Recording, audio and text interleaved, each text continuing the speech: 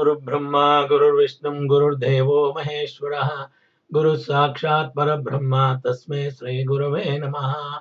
Om Ganana Antva Ganapati Gammavamahe, Kavin Kavinam Upavasravasramam, Jeshtarajam Brahmana, Brahmanaspada Anushrinoti Visida Sadhanam. Om Mahaganadipataye Namaha. Om Keshwaya Namaha, Om Narayana Namaha, Om Madhvaya Namaha, Om Govindaya Namaha, Om Vishnuve Namaha, Matsudraya Namaha, Trivikramaya Namaha, Vamanaya Namaha, Sridharaya Namaha, Rishikeshaya Namaha, Padmanabhaya Namaha, Damodaraya Namaha, Sankarshanaya Namaha, Vasudevaya Namaha, Pradyumnaya Namaha, Niruddhaya Namaha, Purushottamaya Namaha, Dhukshaya Namaha, Narasimhaya Namaha, Achyutaya Namaha, Janadharaya Namaha, Upendraya Namaha, Hare Namaha, Sri Krishna Namaha, Sri Krishna Namaha. Shambhave Namaha Vishveshwaraya Mahadevaaya Trayambakaya Tripurantakaya Trikagnikalaya Kalagnirudraya Neelakanthaya Mrityunjayaya Sarveshwaraya Sadashivaya Sriman Mahadevaya Namaha. Om Haim Brim Klim Chamundaya Viche. Om Haim Brim Klim Chamundaya Viche. Om Haim Brim Klim Chamundaya Viche. Hari Om.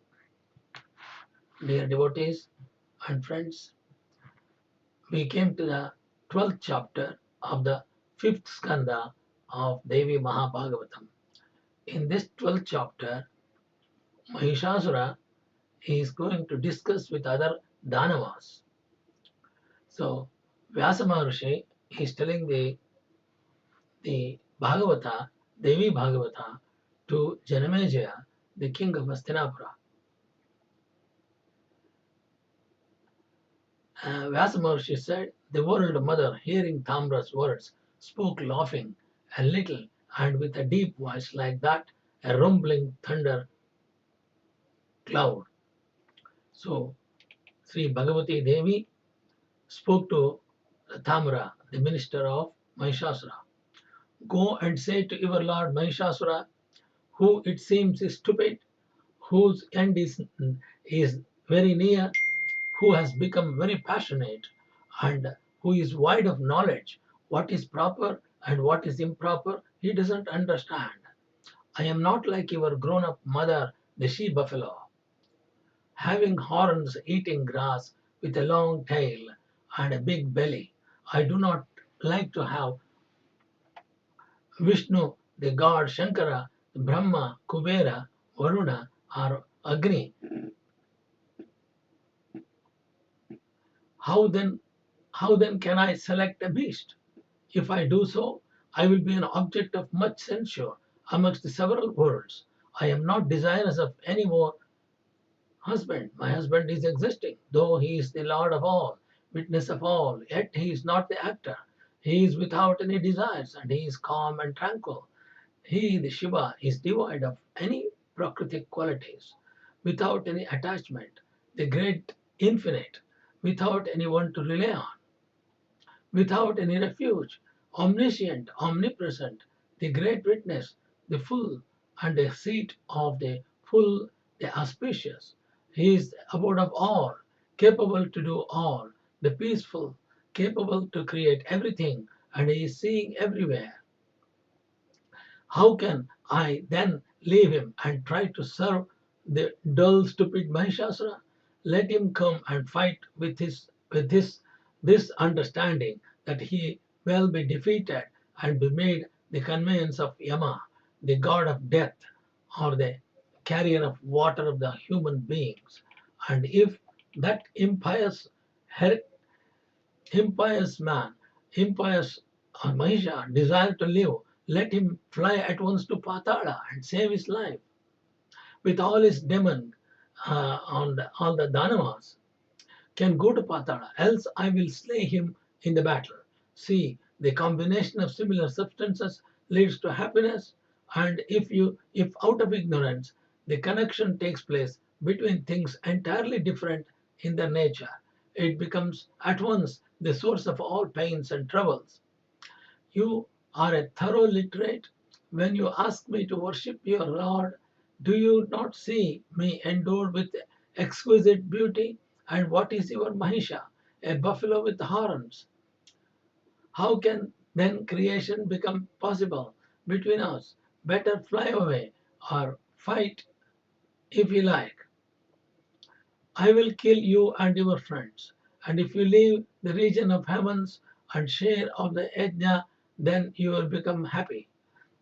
The Vyasa Maharishi said to Janamejaya, the king of Hastinapura, O king, thus saying the Devi Bhagavati howled and roared so loudly that it appeared strange and it caused a great terror to all the Dhanavas who accumulated there, who took it as the great dissolution of the universe at the end of the Kalpa.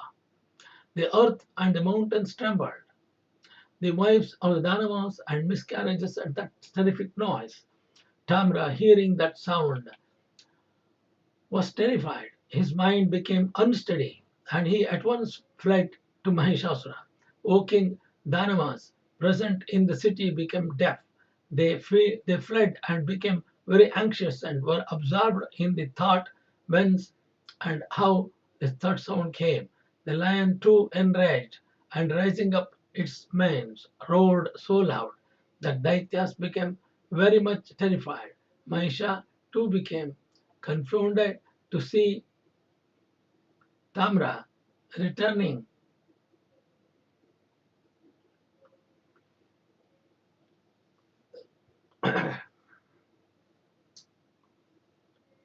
He then held a council with his ministers what ought to be done next.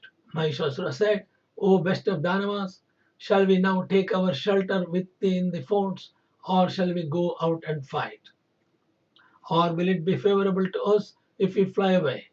You all are intelligent and versed in the Shastras and unconquerable by your foes. Therefore, ought you all to consult over the matter in utmost privacy for our success at the present moment. The root of the kingdom lies in the council, in the secret place cabinet, and statesmanship. If this council be kept well preserved in secrecy, then that kingdom is also kept entire. Therefore, it is highly incumbent that the plan be kept in strictest confidence amongst the good and virtuous ministers. If the plan be out, then destruction comes both to the king and his kingdom. Hence, the plan must be kept secret by those wanting to glory, lest it be taken advantage of and rendered ineffective by other persons. O ministers, now declare, taking due consideration of time and place, after duly discussing and ascertaining what is the best course to adopt, what would be beneficial and full of reason and intelligence. First, find out the cause why this powerful woman created by Devas has come here alone and helpless. That woman is challenging us to fight. What more wonder can there be than this? Who can say in the three words what the result will be? Whether it will be a good or otherwise. Victory comes not to many persons, nor defeat comes to a single individual. Therefore, victory or defeat lies at the hands of the luck or a destiny. Those who plead for my place, those who plead for my place, policy, statesmanship, they say, what is fate? Is there anyone who has seen fate? Adrishta. No one has seen his appearance. It may be argued that there may exist such a thing as fate, and which it might have replaced. What proofs are there for such an existence? Thus, weak persons alone hold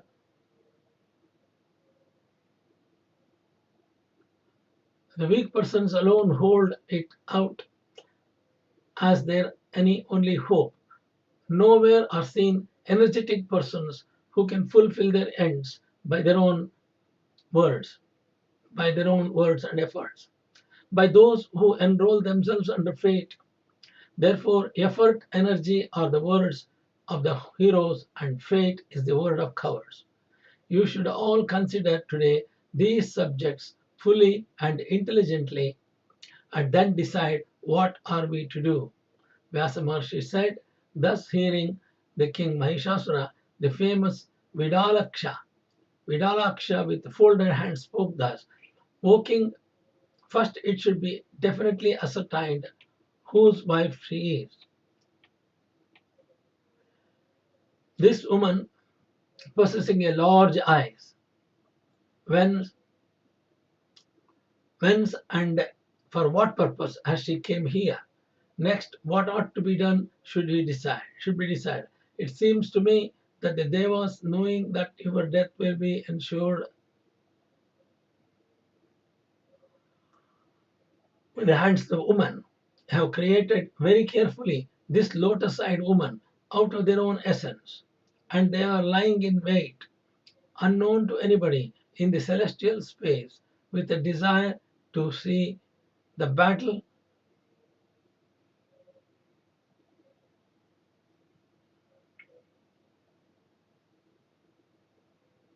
They are lying in wait, unknown to anybody, in celestial space, with a desire to see the battle, but really to fight with you. In due time, they will undoubtedly help this woman. When the war will ensue, Vishnu and other devas will put this woman in front and slay us all. Whereas this Devi will slay you. This is their innermost earnest desire.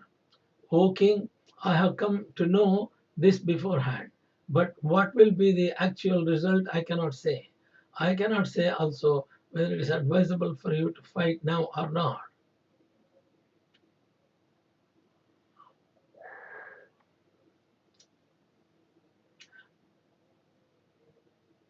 I cannot say also whether it's advisable for you to fight now or not.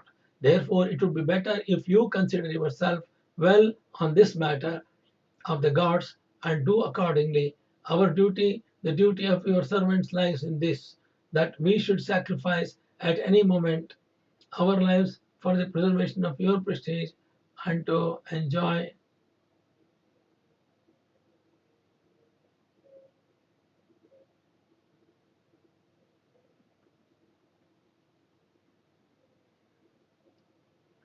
We should sacrifice at any moment our lives for the preservation of your prestige and to enjoy with you whenever you are enjoying.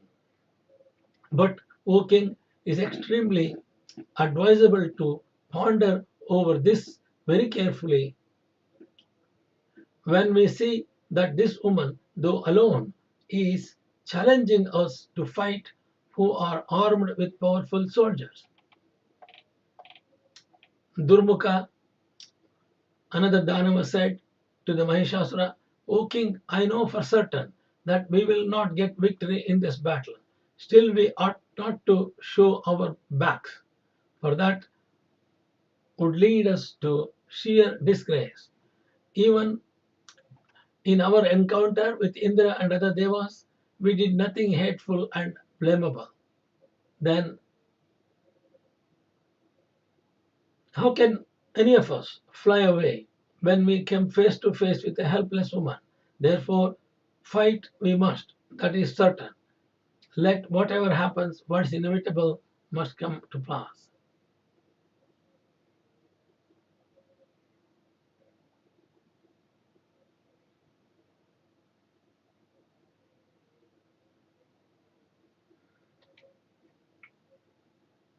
So Durmukha, another Danava, said it is not easy, but he is worried that he is going to defeat in this war with the lady.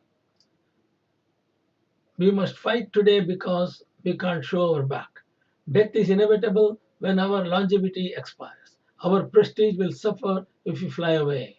Therefore, we ought not to spend uselessly our time in thus expressing our main regret for life or death. So, this is what Durmukha Dhanava said. Vyasa Maharishi said to the Janamejaya king at Hastinapura palace, hearing thus Durmukha's words, Vaskala, the equivalent speaker, thus spoke to the king with a clasped hands and his head bowed down. O king, You need not think that this in agony with this unpleasant affair alone. I will kill that Chandika of unsteady eyes. O best of kings, to be always prompt and energetic indicates that one is steady in one's own heroic valor.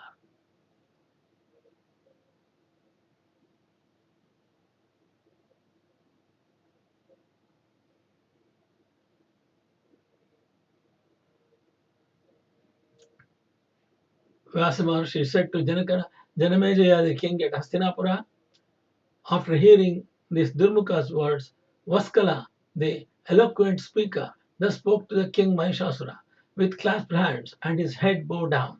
O king, you need not think thus in agony with this unpleasant affair alone. I will kill this lady of unsteady eyes. O best of kings, to be always prompt and energetic indicates that one is steady in one's heroic valor. To consider one's enemy as dreadful is contrary to above. So we ought now to take recourse to heroic valor. O king, therefore I will discard fear altogether and fight out valiantly. I will no doubt send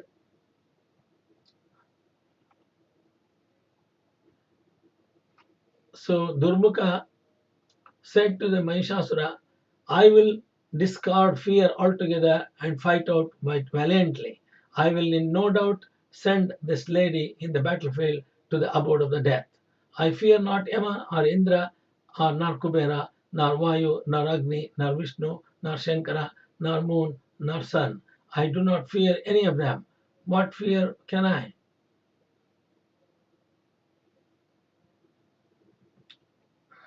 Then entertain of that vain, arrogant woman who has got none to support her.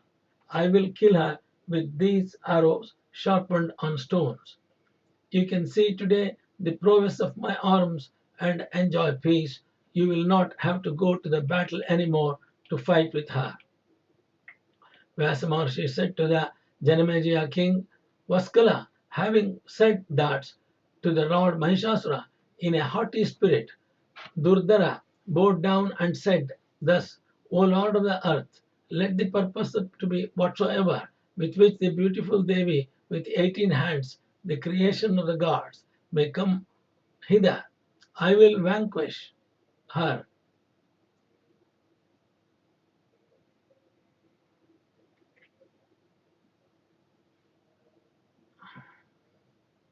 O king, I think it is simply to terrify you as the Shuras have thus created this Maya woman.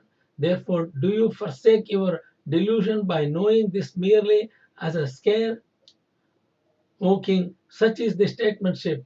Now hear about the workings of the ministers. Ministers in this world are of three kinds. The ministers could be Sattvika, ministers could be Rajasika, or minister could be Tamasika. Those ministers in whom the Sattvika Guna quality is predominant, they perform their master's duties according to their own strength. The Sattvika mantris, ministers are well versed in their mantra shastras, the policies and statesmanship.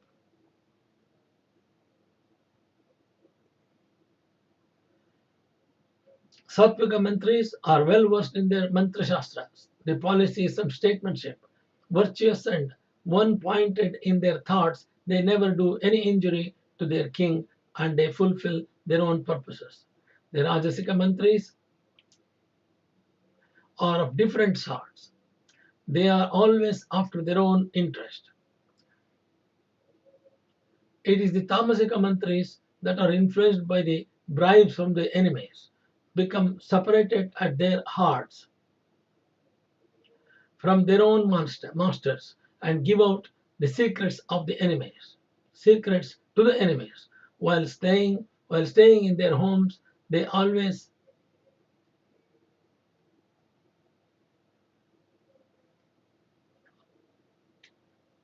Tamasika mantris are influenced by the bribes from the enemies, become separated at their hearts from their own masters and give out the secrets to the enemies. While staying in their own homes, they always advise alienation policy, like the sword ensheathed in a scabbard. And when the time of the war comes, they always frighten their masters. Therefore, O king, never put your trust on ministers. If you do so, they will always hinder you in your actions and counsels. Actions and counsels. What harm cannot be done by those ministers that are treacherous, greedy, deceitful, and void of any intelligence, and always addicted to vicious acts when they are trusted. Therefore, O King Mahisha, I will go myself to the battle and serve your purpose. You need not be at any all anxious.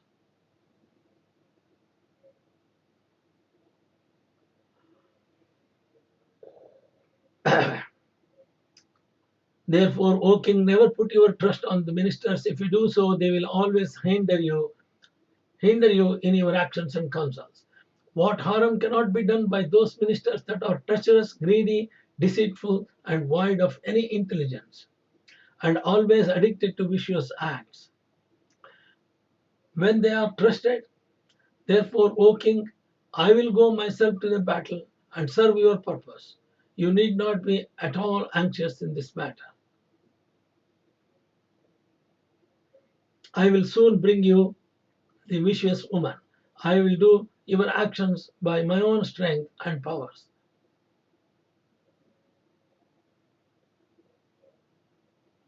I will do your actions by my own strength and powers. Let you be calm and look at my strength, fortitude, and valor.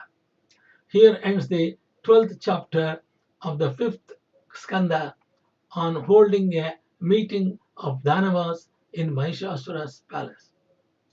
In Sri Mad Devi Bhagavatham, Devi Maha Puranam of 18,000 shlokas written by Veda Vyasa Maharishi. Now we came to the chapter 13 on the killing of Vaskala and Durmukha.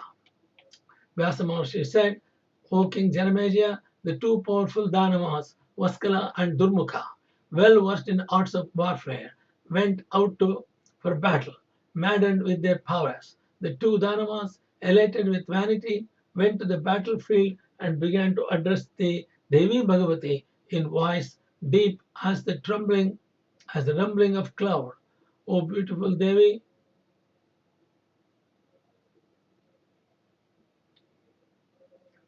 the two Dhanavas, elated with vanity, went to the battlefield and began to address Devi in voice deep as rumbling of a cloud. O beautiful Devi, you better choose and worship the Lord of Daityas, that high-souled Mahishasura, who has conquered all the Devas. He will come before you.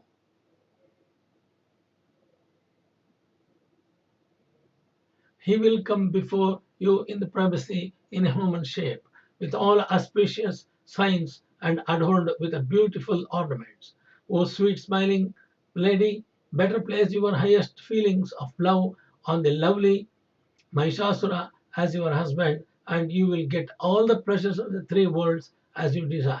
O sweet speaking, in short, if you select him as your husband, you will be the mistress of those incomparable worldly happiness that women always aspire. Hearing these words of Vaskala and Durmukha, Devi Bhagavati said, O stupid, do you think me as deluded by passion?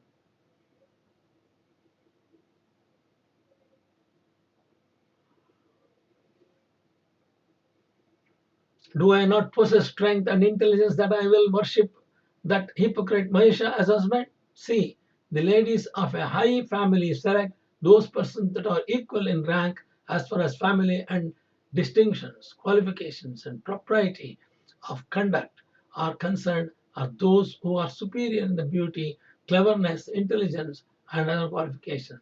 Then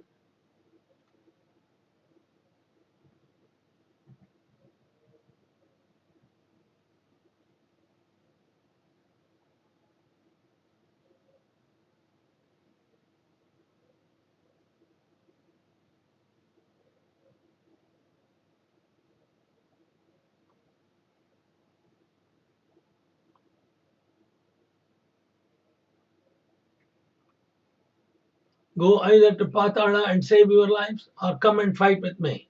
The Lord of the Devas will no doubt be happy if the war ensures. O stupid, my advent here cannot go in vain. I will easily slay you and then depart.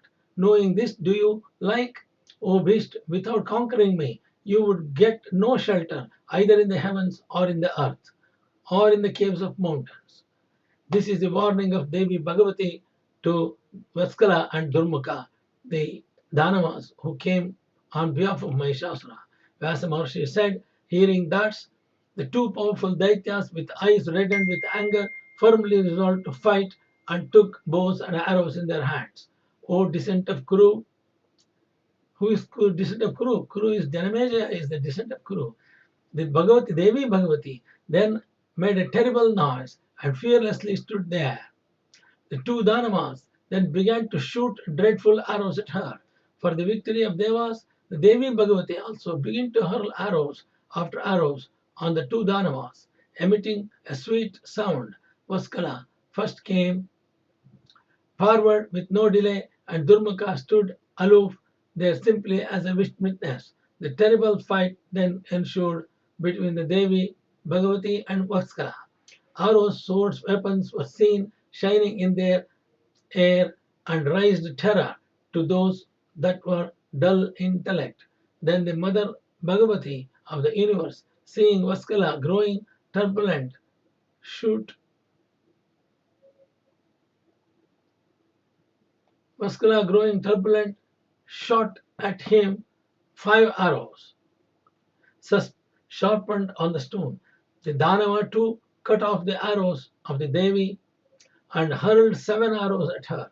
Seated on a lion, the Devi cut off the Danava's arrows and shot at the hypocrite, sharpened arrows, and began to laugh frequently. She again cut off his arrows with Ardhachandra arrow. Vaskala then pursued the Devi with a club in his hand.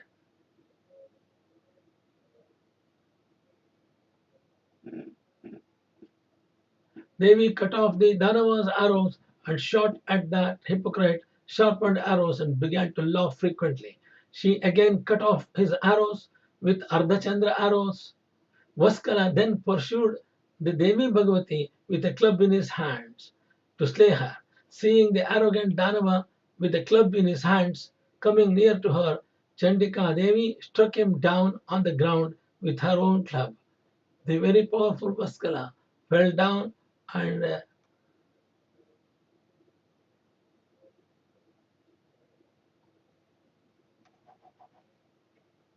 very powerful Vaskala fell down on the ground, but rose up within very short time and hurled again on the Devi with his club. Seeing him again attacking her, the Devi got angry and pierced him with her trident. Vaskala fell down, thus pierced, and died. Vaskala falling thus dead on the field, the soldiers of the wicked demon routed, whereas Devas became glad and repeatedly shouted aloud, "Victory to Devi!"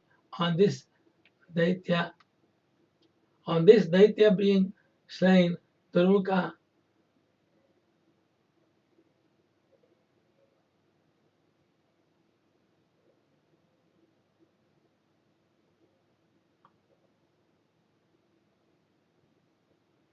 Vaskala falling thus dead on the field, the soldiers of the wicked uh, Mahishasura soldiers demon rooted, whereas the Devas became glad and repeatedly shouted aloud, "Victory to Devi Bhagavati!"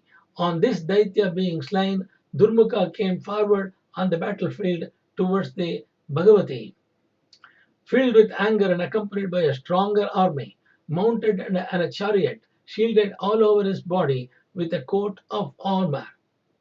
Durmukha came before Devi, shouting all along, "Wait, wait, oh, you weak woman!" and with bows and arrows in his hands.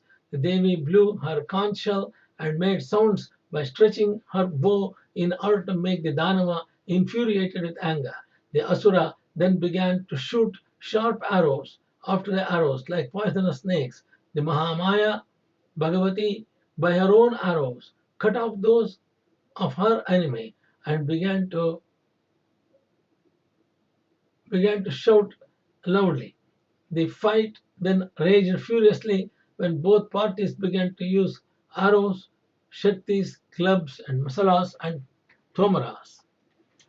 Blood began to flow in the battlefield in torrents like rivers, and on the banks of that river of blood were seen the severed heads of the dead bodies, which were looked like so many hollow shells of grounds, as if kept there by the attendant of the god of death for their swimming purposes. The battlefield then became very dreadful and impassable. At some places, dead bodies are lying, wolves are feeding on their flesh. At other places are seen jackals, dogs, herons, crows, and vultures, eagles, and other ferocious birds and beasts, and iron.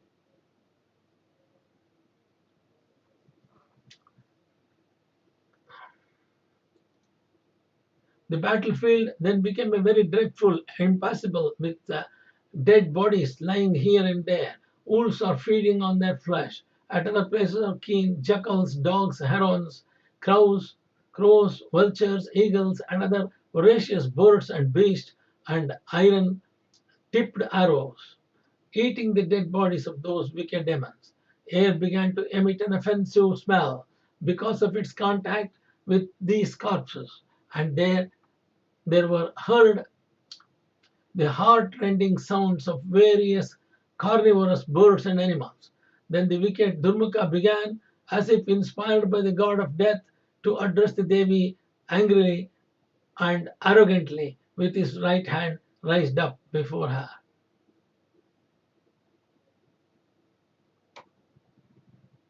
Air began to emit an offensive smell because of its contact with these corpses, and they were heard the heart-rending sounds of various carnivorous birds and animals. Then the wicked Durmukha began, as if inspired by God of the death, to address Devi angrily and arrogantly with his right hand.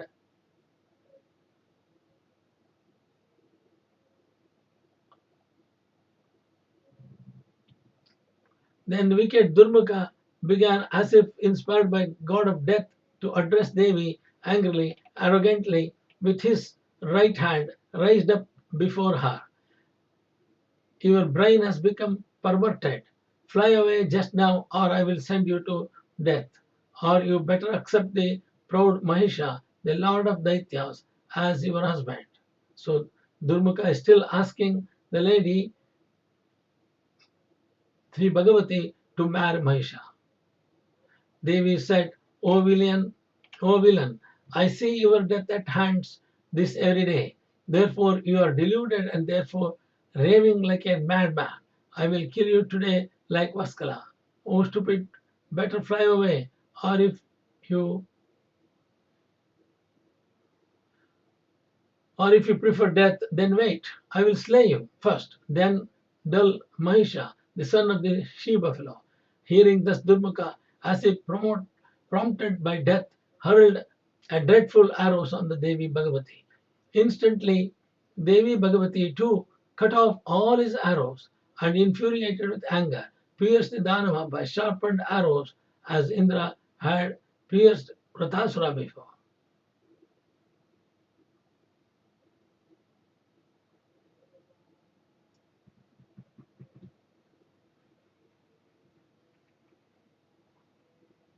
Devi also cut off all his arrows and, infuriated with anger, pierced the Dhanava by sharpened arrows as Indra had pierced Hritasura before.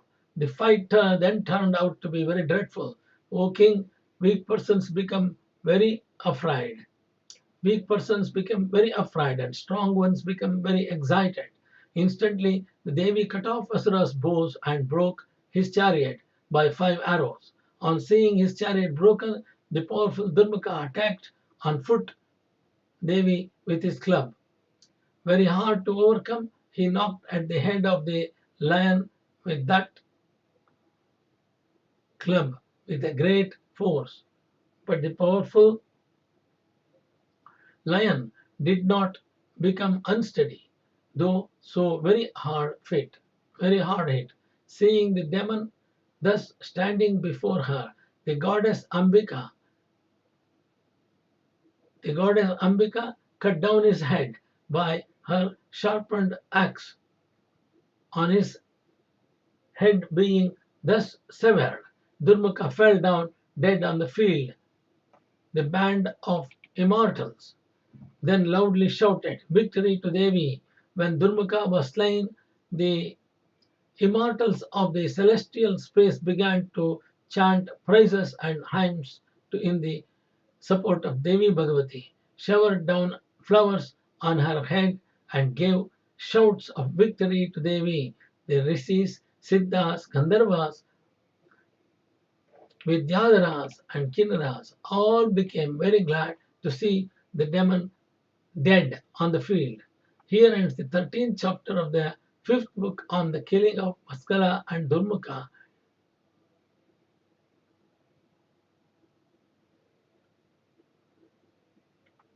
So we are coming to the 14th chapter on killing of the Tamara Chakshusha.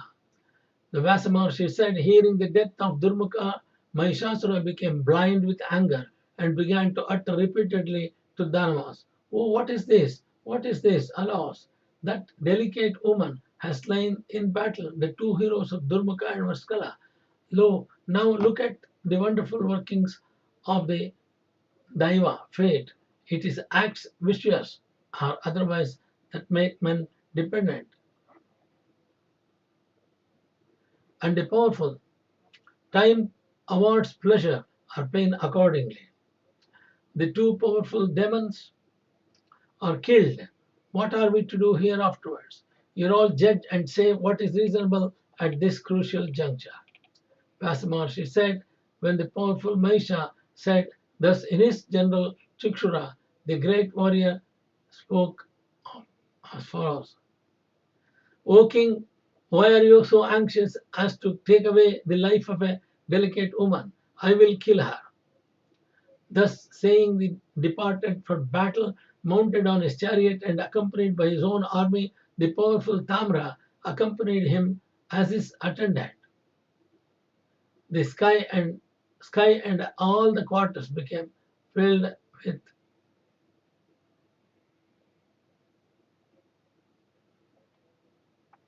the Asuras heard that and trembled and fled, speaking amongst each other, "What is this?" The Chukshurakshasa, seeing them turning their back, and told them very angrily, "O Dhanavas, what fear has now overcome you? I will say today this vain woman in the battle with arrows, so you should quit your fear and remain steady in the battle." Thus saying, Dhanava chieftain Chakshusara came fearlessly before the Devi Bhagavati with bows and arrows in his hands.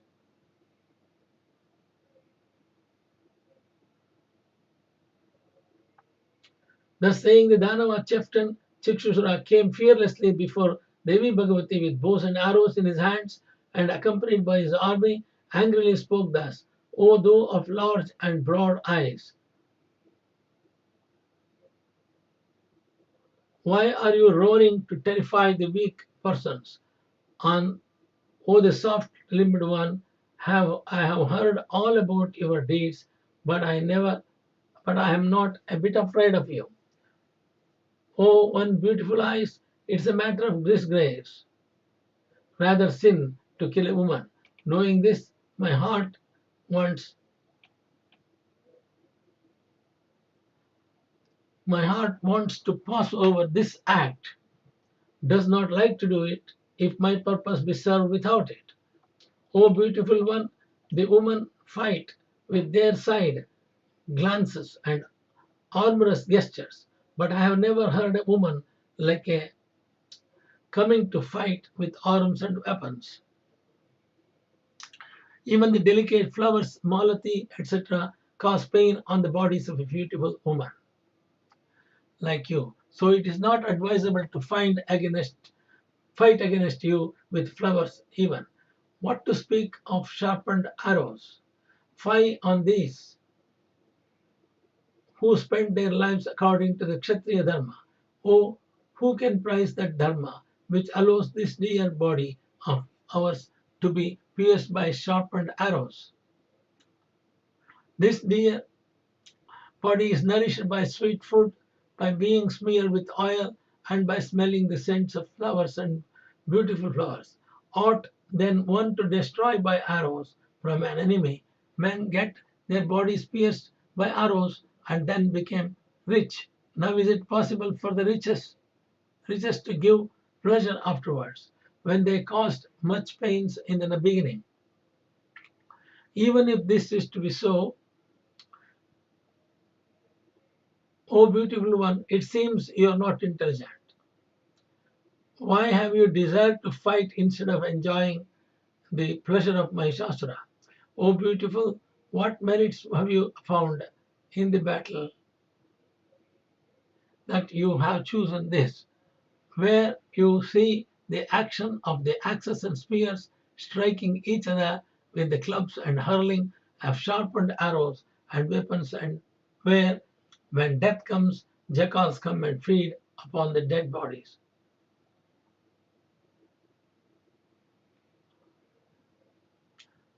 What merits have you been able to trace out in these things? It's only those cunning poets that prize these. They say that those who die in the battle go to heaven. O beautiful one, thus saying are no doubt more flatteries. Therefore, O excellent one, go away anywhere else you like, or accept this King Mahisha, the tormentor of the Devas, as your husband. So this is what the Dhanava said to beautiful Bhagavati. Vyasa Maharishi said to Janamejaya, O king, Dhanava Chikshura, speaking like that, the divine mother addressed him thus: O stupid, why are you speaking false words, having no significance, like a literary man having out mere words only? You do not know anything of politics, ethics, and metaphysics. You serve the illiterate and stupid. Therefore, you are also a first class literature. You do not know what are the royal duties. Then what are you speaking before me? I will kill that Mahishasura in battle, make the soil muddy with his blood, thus establish firmly my pillar of fame, and then go happily to my abode. Surely will I slay that main vicious demon, the tormentor of the Devas. Better fight steadily. O stupid, better go to Patala if you want to live with all the Dhanavas. If you and Mahisha desire to live any longer, better stop the war and go back to the Patala. And if you like to go into death, then be ready to fight without any delay. I will slay you all. This is my firm pleasure. Vyasa Maharishi said, O king, hearing the Devi's words, Dhanava, proud of his own strength, began to hurl instantly another showers of arrows, as if another shower of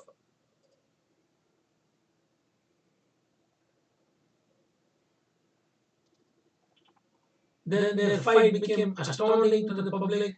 The Divine Mother then struck him with her club so much that he fell down from his chariot. The vicious demon, thus struck by the club, remained senseless near to his chariot for 2 minutes, fixed like a mountain tower at the mountain of the toes. Seeing him thus, could not remain steady, and came forward to fight with Chandika. The Devi Bhagavati, seeing him, laughed, and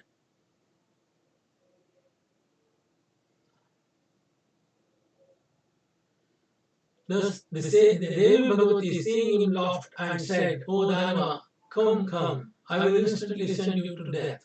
Or what is the use of you coming? You are so weak that you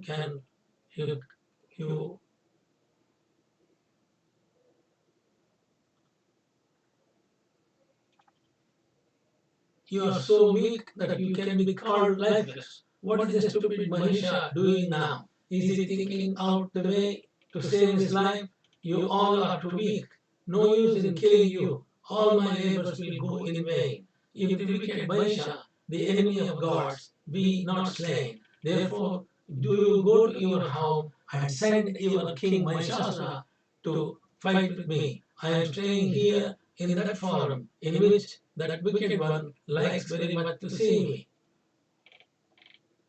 Hearing their words, Tamra became very angry and drawing his bow up to his ear, began to hurl arrows after arrows on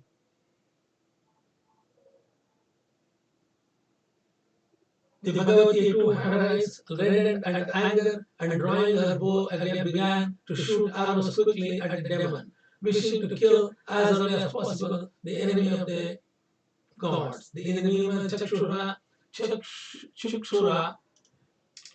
regained his consciousness, and taking up again his bow, in an instant came before Devi. Then Chakshura and Tamra, the two valiant warriors, began to fight dreadfully with Devi Bhagavati Mahamaya.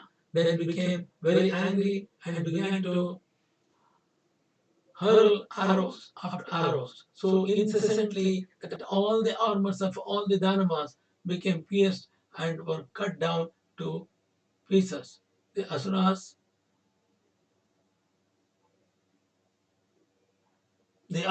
thus pierced by arrows, became infuriated with anger and hurled angrily a network of arrows upon Devi Bhagavati. Dhanavas thus struck with the sharp arrows and angrily.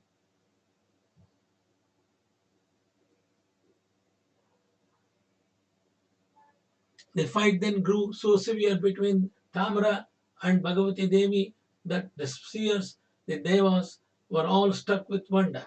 Tamara struck on the head of the lion with his beautiful hard club made of iron and laughed and shouted aloud. Seeing him thus vociferating,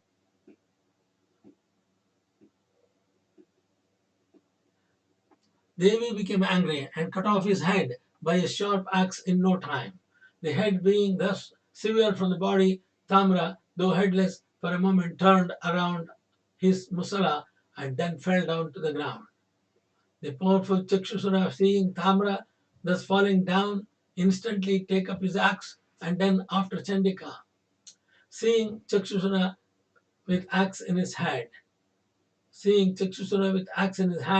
the Bhagavati quickly shot at him 5 arrows.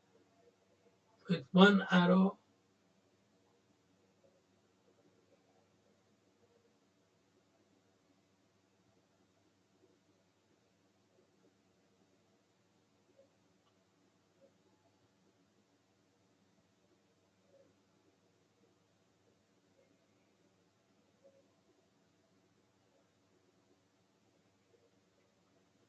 the head being thus severed from the body, Tamra, though headless, for a moment turned round his musala and then fell down on the ground. The powerful Chikshusura, seeing Tamra thus falling down, instantly took up his axe and ran after Chandika Devi. Seeing Chikshusura with axe in his hand, Bhagavati quickly shot at him 5 arrows. With one arrow, the axe was cut down.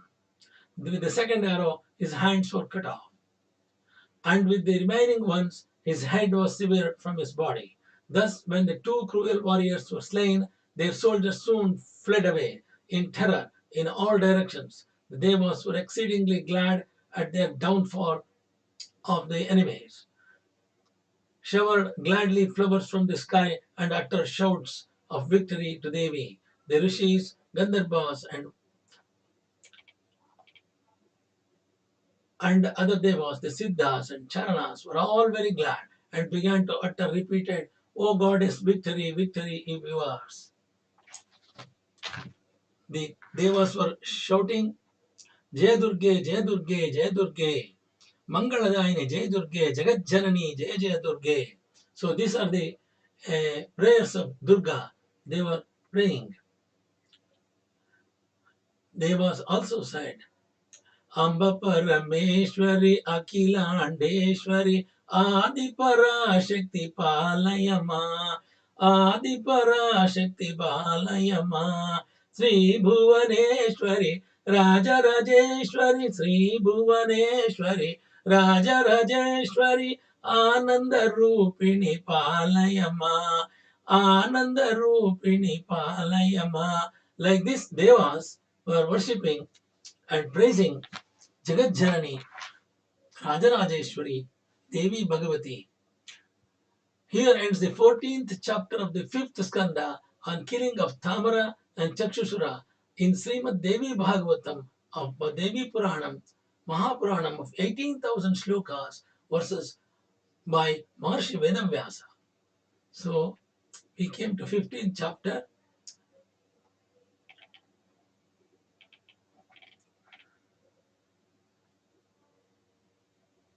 We will do the 15th chapter next session. Om Shambhave Namaha Vishveshwaraya Mahadevaye Triambakaya Tripurantakaya Trikagni Kalaya Kalagni Rudraya Neelakantaya Mrityunjayaya Sarveshwaraya Sadashivaya Sriman Mahadevaya Namaha. Om Namostu Anantaya Sahasramurtaye Sahasrapadakshirubha Sahasramne Purushashvataye Sahasrakoti Yugadharane Namaha Sahasrakoti Yugadharane Namaha. आकाशात् पतितं यदागत सागरं सर्वदेव नमस्कारः श्रीकेशं प्रयत्यो नमः सर्ववेदेश पुण्यं सर्वतीर्थेषु यत्फलं तत्फलं पुण्यमाप्तिवासनात् वासुदेवस्य वासन्ते जगत्त्रयं सर्वभूतनिवासोऽसि वासुदेवमूर्ते कायेन वाचा मनसेन्द्रियैर्वा बुद्ध्यात्मना वा प्रकृते स्वभावात् करोमि यद्यत् सकलं परस्मै नारायणायेति समर्पयामि नारायणायेति समर्पयामि नारायणायेति समर्पयामि. हरि ओम. ओम ऐं ह्रीं क्लीं चामुण्डाय विच्चे. ओम ऐं ह्रीं क्लीं चामुण्डाय विच्चे. ओम ऐं ह्रीं क्लीं चामुण्डाय विच्चे. ओम ऐं ह्रीं क्लीं चामुण्डाय विच्चे. ओम ऐं ह्रीं क्लीं चामुण्डाय विच्चे. हरि ओम.